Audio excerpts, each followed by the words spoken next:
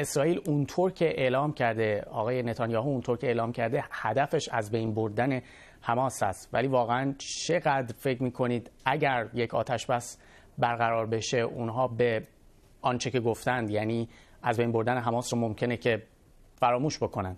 خب از همون اول این هدفی که اسرائیل برای خودش معین کرده بود، هدف نابودی حماس، هدف بسیار غیر واقع بینانه‌ای بود و دیدیم که نهایتاً هم تن دادن به مذاکره کردن با حماس. اونا نمیتونن با حماس رو از بین ببرن، مجبورن با حماس مذاکره کنن. تنها راه واقعا یک آتش بسی هست و شروع مذاکرات جدی برای یک آتش بس دائم و رسیدن به یک صلح پایدار. تنها راه که اسرائیل در سر داشت برای نابودی حماس واقعا هیولا سازی از فلسطینی‌ها بود و اجرای برنامه واقعیش که پاکسازی قومی غزه بود.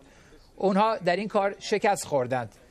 اون بنیه هدف اسرائیل شکست خورد. اونها نمیتونن غزه را پاکسازی قومی کنند، برای اینکه مردم غزه حاضر نیستن غزه را ترک کنن، حاضرن بمیرن ولی در سرزمین خودشون بمونن.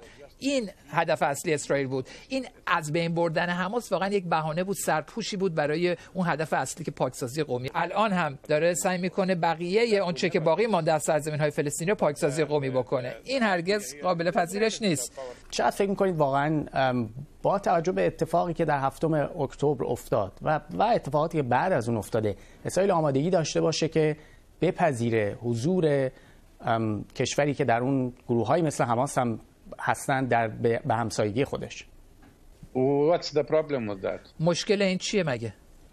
خب اسرائیل به هر حال چطور میتونه با حماس کنار بیاد در شرایطی که با توجه به آنچه که 7 اکتبر اتفاق افتاد؟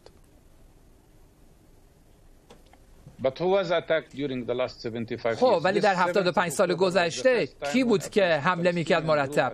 این 7 اکتبر اولین بار بود که گروه فلسطینی به اسرائیل حمله میکرد. در طول تمام 75 سال گذشته این اسرائیل بود که حمله میکرد.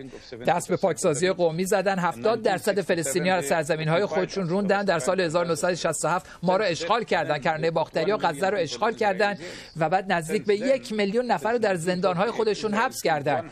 از سال 1948 تا الان 120,000 فلسطینی رو قتل عام کردن. بنابراین سوال اینجاست که ما چجوری میتونیم در کنار چنین کشوری زندگی بکنیم؟ بنابراین سوال اینجاست که آیا ما میتونیم همدیگر رو بپذیریم و در کنار هم زیست کنیم یا نه؟ ولی این ادعا که اگه اکتبر 7 ما اجازه بدیم اکتبر 7 تکرار میشه، خب داستان از وسط شروع میکنه. اینکه اسرائیل این همه تعداد آدم رو کشته، ما چیکار کنیم؟ چجوری میتونیم در کنار زندگی بکنیم؟